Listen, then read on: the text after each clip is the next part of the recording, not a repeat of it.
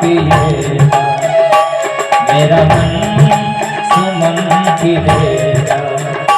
मेरी कोख से जगत को भगवान तो मिलेगा दूध ना पिएगा।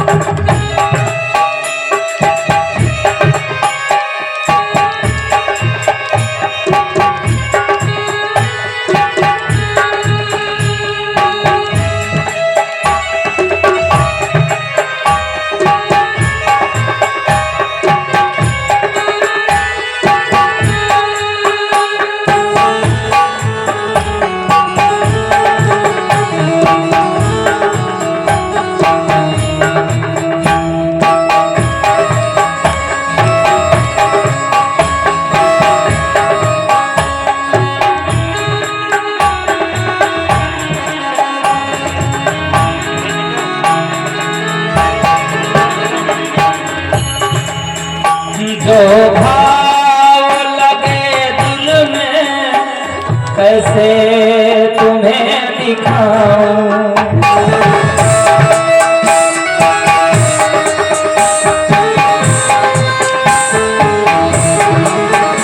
जो भाव लगे दिल में कैसे तुम्हें दिखाऊं। रोई हूँ कितना आंसू कहाँ से लाऊं। रोई हूँ कितने आंसू कहाँ से लाऊं। आंसू मेरा गिरेगा आंसू मेरा गिरेगा मेरा मन सुमन खिलेगा। मेरी कोख से जगत को भगवान तो मिलेगा मेरा दूध ना पिएगा।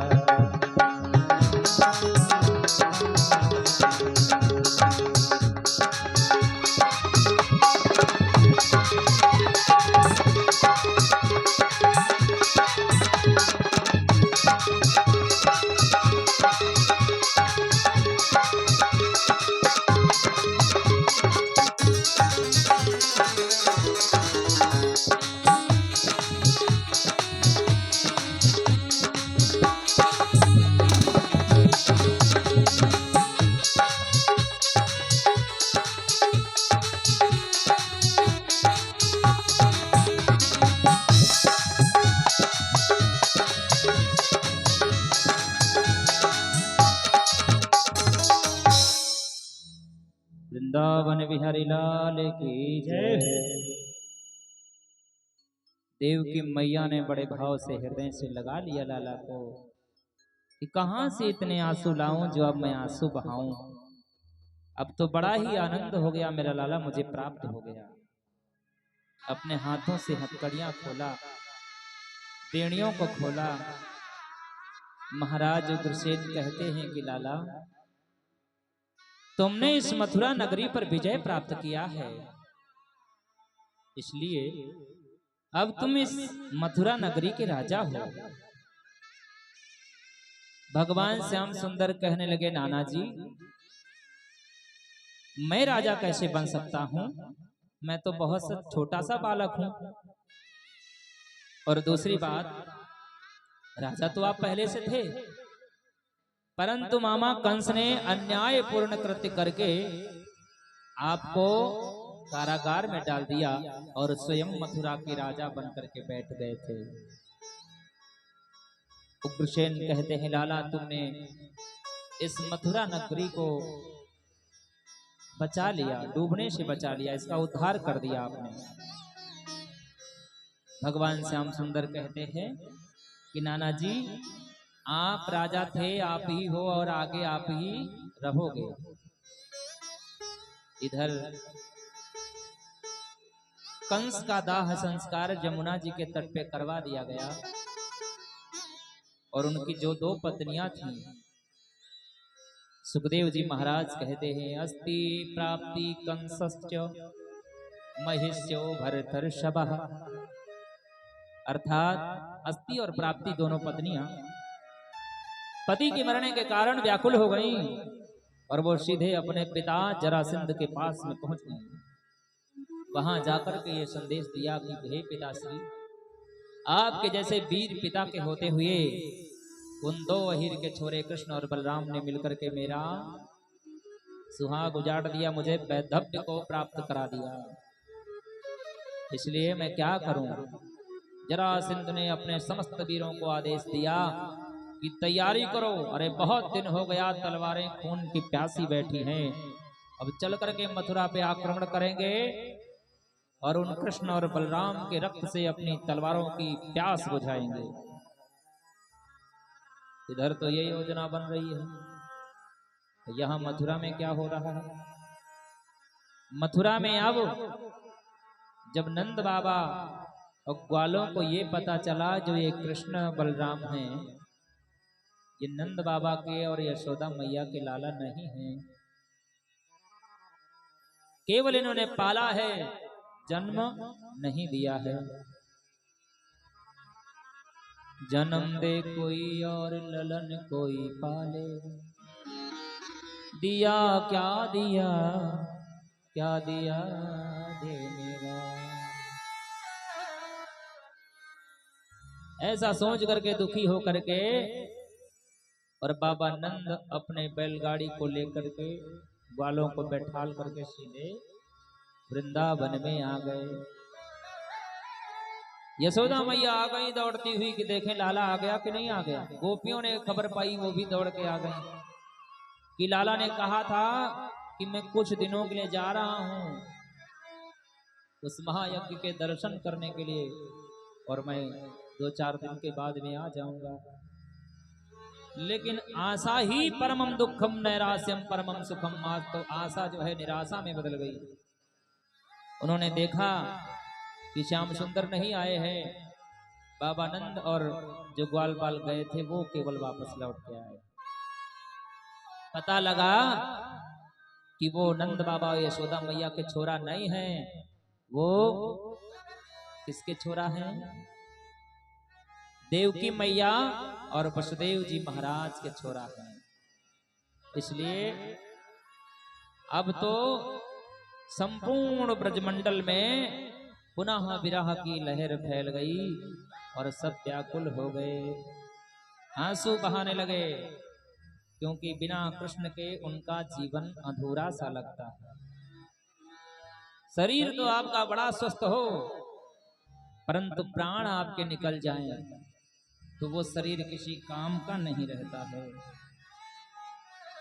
उसी तरह से आज जीवित तो हैं, परंतु प्राण अर्थात भगवान श्याम सुंदर में लगे हुए हैं। अंतःकरण जो है, मन जो है, वो भगवान श्याम सुंदर के साथ में चला गया। बेचारी व्याकुल हैं, सभी गोपियां रो रही हैं। नेहा लगा के ओ बेदर्दी, नेहा लगा के ओ बेदर्दी, चले गयो देश पराए, हाय श्यामों की याद सताए, श्यामों की याद सताए।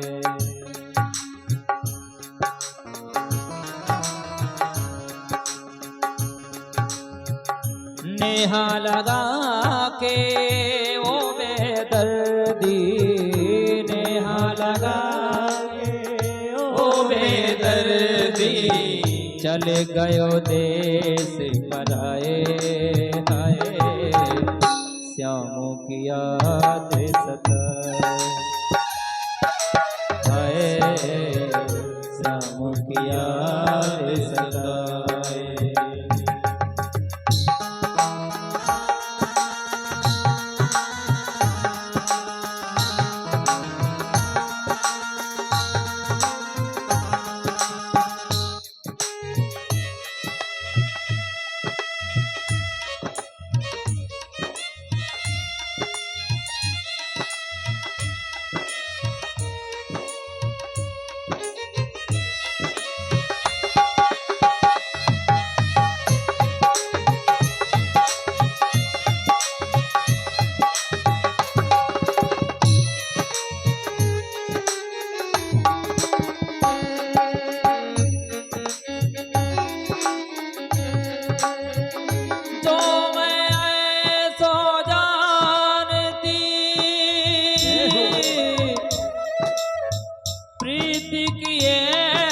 दुख हो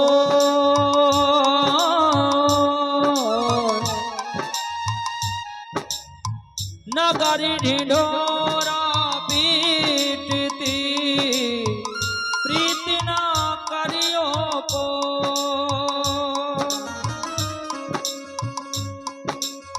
प्रीति न करियो को प्रीति न करियो को हाय श्याम की याद सताए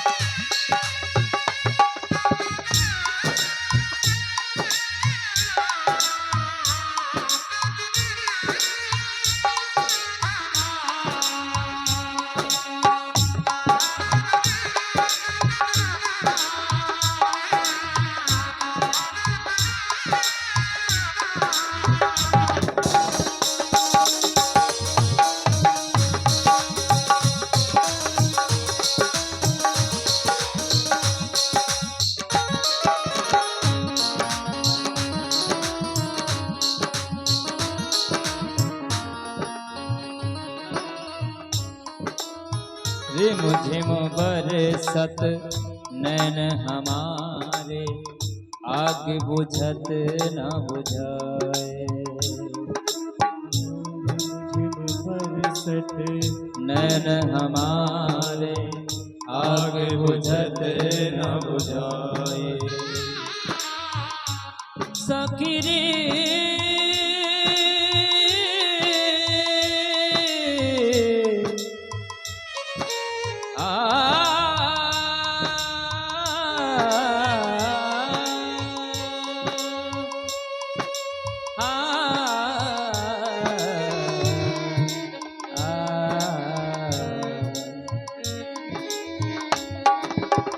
दिन नहीं चैन रात नहीं निंदिया दिन नहीं चैन रात नहीं निंदिया पल पल याद सताए हाय श्याम की याद सताए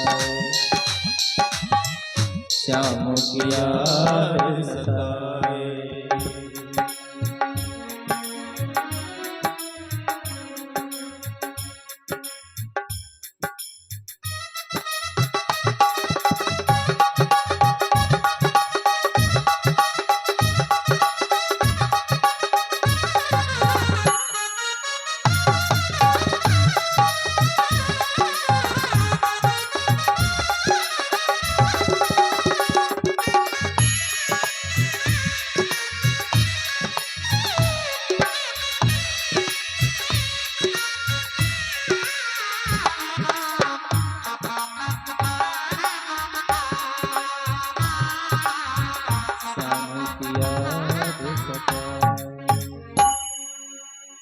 वृंदावन बिहारी लाल की जय।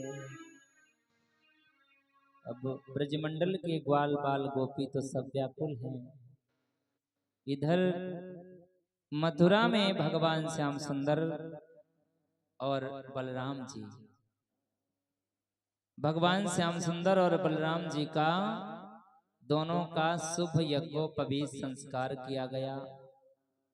इतने दिनों से जो लंबी जटाएं लेके घूम रहे थे, जंगल में गैया चरा रहे थे, माखन चुरा रहे थे, क्षौर कर्म करने के उपरांत सुंदर यज्ञोपवीत संस्कार किया गया।